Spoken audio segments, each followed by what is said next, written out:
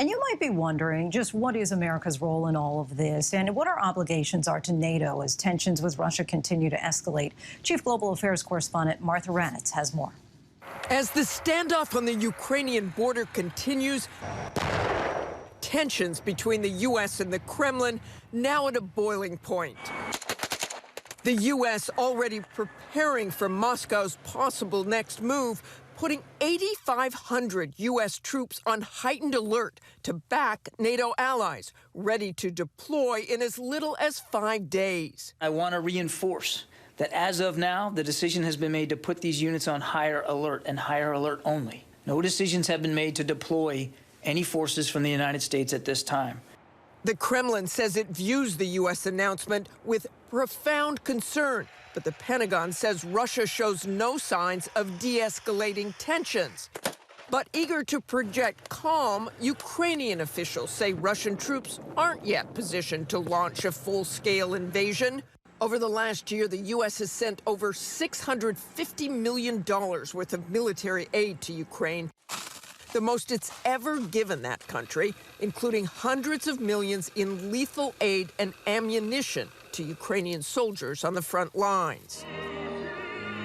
Ukraine is not part of the European Union or NATO, but a Russian invasion in Europe would likely trigger a response from NATO to shore up its members' security. In 2016, we joined U.S. fighter pilots on a NATO exercise when Russia was building up forces in the Baltics shortly after it annexed Crimea from Ukraine.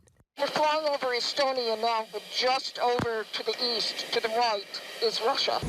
We heard Russian pilots warn the Americans not to cross the border, NATO saying its show of force was a critical deterrent. NATO currently has around 5,000 troops deployed between Latvia, Lithuania, Estonia, and Poland. And the U.S. has 4,500 troops in Poland, with additional forces stationed in bases in Romania and Bulgaria.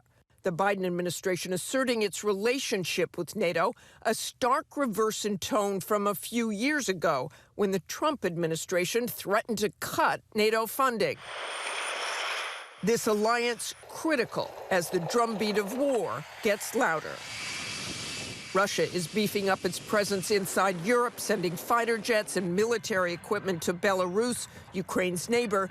And though NATO and the U.S. say there are no plans to send troops into Ukraine, NATO air patrols have increased in the Baltic countries, as all eyes are on Russia to see what they do next.